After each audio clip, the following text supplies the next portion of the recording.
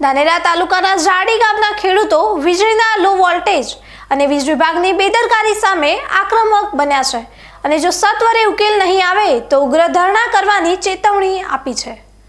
ધાનેરા તાલુકાના જાડી ગામમાં રેલવે ફાટક પાસે આવેલા ખેતરોમાં વીજ પુરવઠાની ગંભીર સમસ્યા સર્જાઈ છે, જેના કારણે ખેડૂતો આર્થિક દેવા હેઠળ દબાઈ રહ્યા છે। અગાઉ આ વિસ્તારને જડિયા તરફથી આવતા ગણેશ ફીડરમાંથી વીજળી મળતી હતી, પરંતુ રેલવે લાઇન નીચેનો વીજ વાયર બળી જતા વીજ વિભાગે કામચલાઉ ધોરણે શિયા ગામ તરફની લાઇનમાંથી જોડાણ આપ્યું છે। જો કે આ નવી લાઇનમાં વોલ્ટેજ એટલા ઓછા આવે છે કે ખેડૂતોના બોરવેલની મોટરો વારંવાર બળી રહી છે। મોટરો બળવાને કારણે ખેડૂતોને આર્થિક નુકસાન તો થઈ જ રહ્યું છે, પણ સાથે પિયત ન મળતા તૈયાર પાક પણ સુકાઈ રહ્યો છે।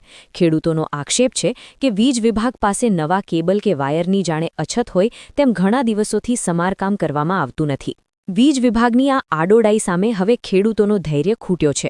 ખેડૂતોની મુખ્ય માંગ છે કે તેમને અગાઉની જેમ ગણેશ ફીડરમાંથી જ પૂરતા વોલ્ટેજ સાથે વીજળી આપવામાં આવે। જો વીજ વિભાગ દ્વારા સત્વરે સમારકામ કરીને યોગ્ય વીજ પુરવઠો પૂરો પાડવામાં નહીં આવે તો ખેડૂતોએ વીજ કચેરીનો ઘેરાવો કરી ધરણા પર બેસવાનો અંતિમ નિર્ણય લીધો છે। बहुत દિવસથી લાઇટ સિવાય એમણો કે બેઠા ટોકામણ ભરાતા નહીં। જડિયા સિયામાંથી અમારે એમણો કે કનેક્શન આલ્યું, 200 વોલ્ટેજ રહેતા નહીં, મોટર મળી જાય। આજ 5 દાડાથી અમે હેરાનગતિ થયા। અમને ખેડૂતોને કોઈ એમણો કે ન્યાય મળતો નથી સાહેબ।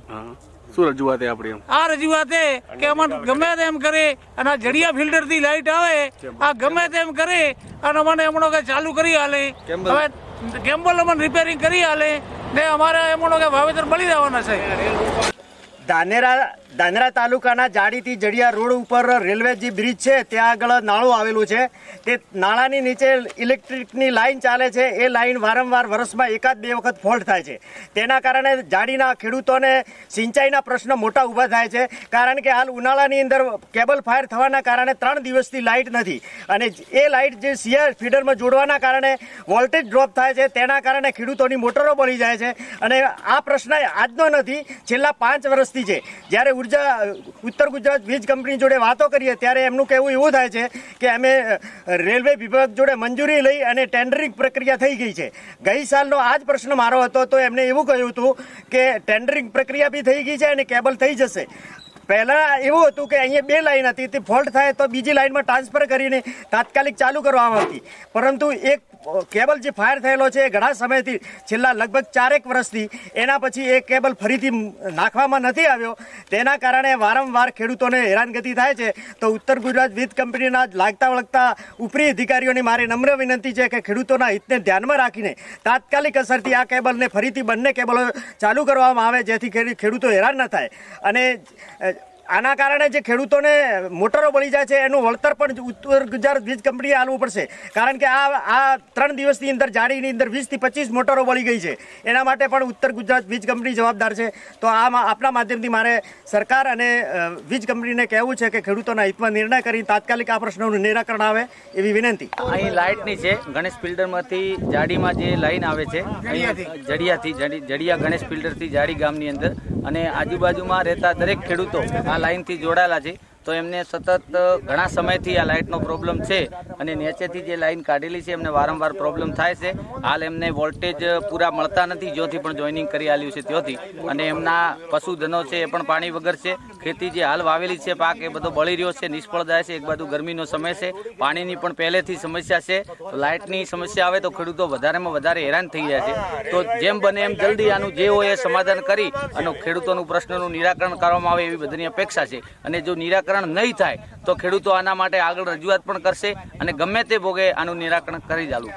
તાલુકો ધાનેરા, અમારી રજૂઆત એવી છે, જડિયા ગણેશ ફિલ્ડરમાંથી જાડી ખાતે લાઈન આવે છે, ગણેશ ફિલ્ડરમાંથી રેલવેના પાટાની નીચે થઈને કેબલ નાખવામાં આવેલ છે।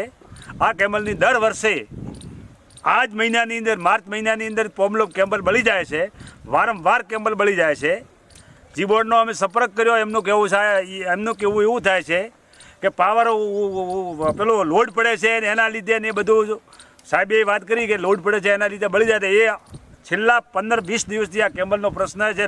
લોકોને પાણીના જે પશુપાલન ધન છે એ પાણી વગર હાલ તરસે મરે છે। ખેડૂતોને મોટર ચાલુ થતી નથી, પાક નષ્ટ થઈ રહ્યો છે, પ્લસ એમને જે ઓફિસની અંદર કોઈ હેલ્પરનો સંપર્ક કરવામાં આવે તો એમનું કહેવું છે કે પોલનું કામ ચાલુ છે, સિયા લાઇનથી પોલનું કામ ચાલુ છે, ત્યાં ખેડૂતો ના પાડે છે. બરાબર, રેલવેનો કોઈ પ્રશ્ન નથી. રેલવે એમનું કહેવું કે મંજૂરી અમને ખોટી રીતે વાત કરી કે અમારે રેલવેની મંજૂરી લેવી પડે છે, એના કેમ્બલ એમ છે. મંજૂરી લેવી એ ગવર્મેન્ટનો વિષય છે, એ વિષય એમનો અધિકારીઓનો વિષય છે. રેલવે હાથે પરામર્શ કરીને એનો કેમ્બલની જે હોય સોલ્યુશન લાવવું જોઈએ. પ્લસ સિયા લાઇન જે છે, સિયા ફિલ્ડર છે, એમાંથી જે પોલ નવા નાખવાની વાત કરે છે, એ ખેડૂતો કે અમુક ના પાડે છે એમ છે, તો એ પ્રશ્ન પણ ગવર્મેન્ટના અને અધિકારીઓનો છે. એમના હાથે પરામર્શ કરીને કાયદેસરની કાર્યવાહીથી એનું નિરાકરણ લાવવું જોઈએ એવી અમારી રજૂઆત છે.